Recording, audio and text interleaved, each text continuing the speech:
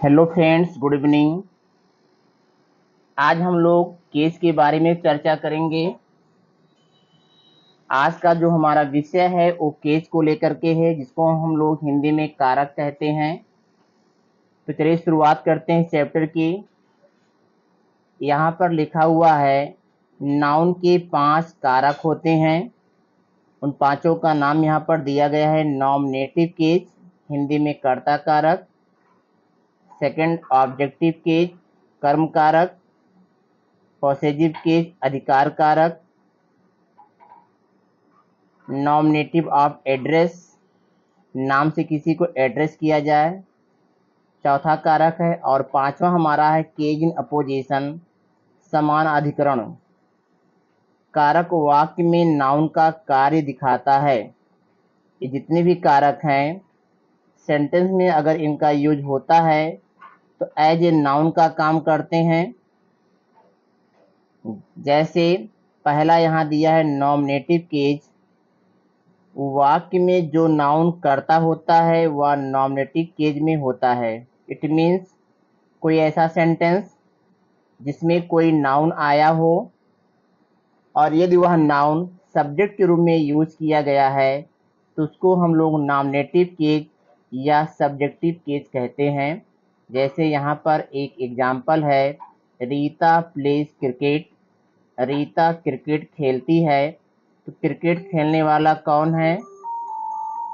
Rita. Cricket को खेलने वाला रीता है। तो यहाँ रीता जो वाक्य में सब्जेक्ट है वो नॉमिनेटिव केज में है। सेकंड, यहाँ पर ऑब्जेक्टिव केज है, कर्म कारक। वाक्य में वर्ब का ऑब्जेक्ट एवं प्रीपोजिशन का ऑब्जेक्ट ऑब्जेक्टिव केज में होता है। जैसे कि यहाँ पर एग्जाम्पल है, ही हेल्प्ड रीना, उसने रीना की सहायता की। तो यहाँ पर रीना वर्ड हमारा जो आया है यह नाउन हमारा ऑब्जेक्टिव केज में है, कर्म कारक के रूप में आया हुआ है।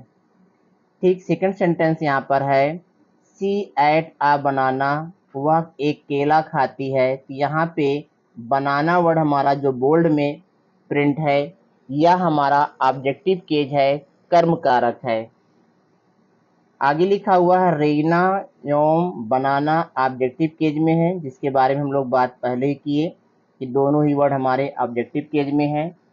अब तीसरा यहाँ पर दिया है पॉसेसिव केज। पॉसेसिव केज संबंध कारक। यह केज अधिकार प्रकट करता है। यह केज अधिकार प्रकट करता है। जैसे असूर्य पेन इज रेड, यह असूर्य पॉसेसिव केज में है क्योंकि यहाँ पर पॉसेसिव अपॉस्ट्रॉफी यस का यूज किया गया है, जो संबंध के बारे में बता रहा है, अधिकार के बारे में बता रहा है कि पेन जो है, जो लाल रंग की पेन है वो असूर्य का है। नेक्स्ट यहाँ पर नॉमिनेटिव ऑफ एड्रेस। वाक्य में जिस शब्द को संबोधित करते हैं, वाक्य में जिस शब्द को संबोधित करते हैं वह नॉमिनेटिव ऑफ एड्रेस में होता है। यह वाक्य के शुरू या अंत में आता है एवं कामा द्वारा शेष वाक्य से अलग किया जाता है। जैसे महेश हेल्प मी, यहाँ पे महेश को संबोधित किया जा रहा है कि महेश मेरी सहायता करो, या ऑब्लिक करके दिया दूसरा सेंटेंस हेल्प मी महेश, इसका भी अर्थ सेम होगा कि महेश मेरी सहायता करो।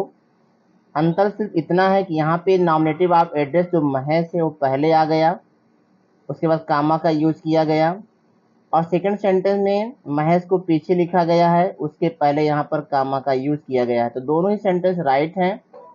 हम नॉमिनेटिव ऑफ एड्रेस में नाम को आगे या पीछे कहीं भी लिख सकते हैं और दोनों ही सेंटेंस हमारे ये इम्परेटिव हैं। सेकंड यहाँ पर दिया है रीता कॉल हिम, यहाँ पर रीता को एड्रेस किया गया, रीता कॉल हिम, उसे बुलाओ, या सेकंड है कॉल हिम रीता, उसे बुलाओ।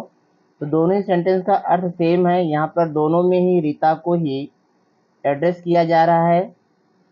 इस तरीके से रीता और महेश नॉमिनेटिव ऑफ एड्रेस हुआ। पांचवा कारक है केज इन अपोजिशन। तो चलिए इसको देखते हैं कि केज इन अपोजिशन होता क्या है। यदि किसी वाक्य में नाउन के लिए एक से अधिक शब्द आए तो उस नाउन के बाद कॉमा लगाकर लिखते हैं। अगर ए शब्द वाक्य के मध्य हैं तो उनके पहले एवं बाद में कॉमा लगाते हैं। यदि यह शब्द समूह वाक्य के अंत में है तो इनसे पूर्व एक बार ही कॉमा लगाते हैं। तो चलिए समझते हैं क्या कह रहा है। पहला सेंटेंस है आई सा द ताज, मैंने ताज देखा। अ वेरी ब्यूटीफुल बिल्डिंग, एक बहुत ही सुंदर इमारत है। यहाँ पे अ वेरी ब्यूटीफुल बिल्डिंग हमारा ताज का केज इन पोजीशन है।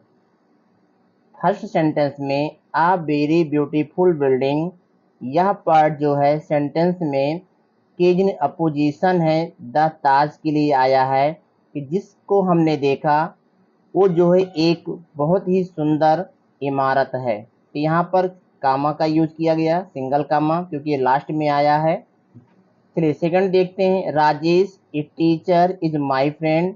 अब यहाँ पे ए टीचर, ये हमारा राजेश का केज इन अपोजिशन है जो सेंटेंस के मध्य में आया है, इसलिए ए टीचर के पहले भी कामा और ए टीचर के बाद में भी कामा, दो जगह कामा का यूज किया गया है। तो इस तरीके से ए टीचर जो है हमारा केज इन अपोजिशन हुआ। तीसरा सेंटेंस,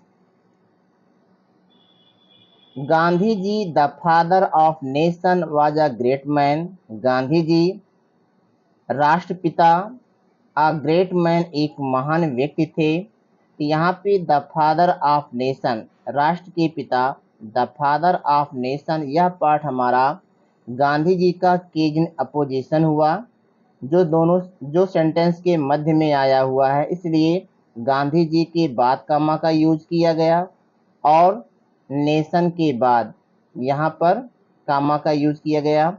इस तरीके से हम लोग केज इन अपोजिशन का यूज करते हैं। आगे यहाँ पर एक्सरसाइज दिया गया है। यहाँ पर लिखा गया है करेक्ट द फॉलोइंग सेंटेंस। यहाँ पे एक टोटल 10 सेंटेंस दिए गए हैं जिसको हमें करेक्ट लिखना, कहीं ना कहीं कुछ गलती है, उन गलती को सुधार करके हमें सेंटेंस को राइट करना है। तो इसको आप लोग स्वयं राइट करेंगे कि कौन सा सेंटेंस कहाँ पे गलती है। 8वां एक्सरसाइज यहाँ पर दिया है, use the following nouns are asked in bracket. जैसे एग्जाम्पल है a girl a man, subject के रूप में कह रहा है कि ए गर्ल का और ए मैन का यूज सब्जेक्ट के रूप में करिए। तो यहाँ पर दो सेंटेंस बनाया गया। A girl is standing there, वहाँ पर एक लड़की खड़ी हुई है। और सेकंड है a man was helping her, एक आदमी उसकी सहायता कर रहा था। तो दोनों ही सेंटेंस राइट हैं। अब यहाँ कह रहा है a table a chair a cat boy subject of a verb. यहाँ पे इन सभी का यूज सब्जेक्ट के रूप में करना है, जैसे ए गर्ल और ए मैन का किया गया। इसको आप स्वयं करेंगे। उसके बाद Vijaya, Rakhi, dog, a fan, object of a verb, इनका यूज कर्म कारक के रूप में करना है, क्रिया के कर्म के रूप में। इसको आप लोग करेंगे। फिर कह रहा है डे ट्री टीवी, कंप्लीमेंट पूरक के रूप में करना है जिससे कि सेंटेंस पूरा हो जाए। और लास्ट यहाँ पर दिया room roof shirt, object of preposition, यहाँ पर प्रीपोजिशन के साथ कर्म के रूप में जो है रूम रूफ और शर्ट का यूज करना है। तो ये सब आप लोग स्वयं करिएगा। Thank you.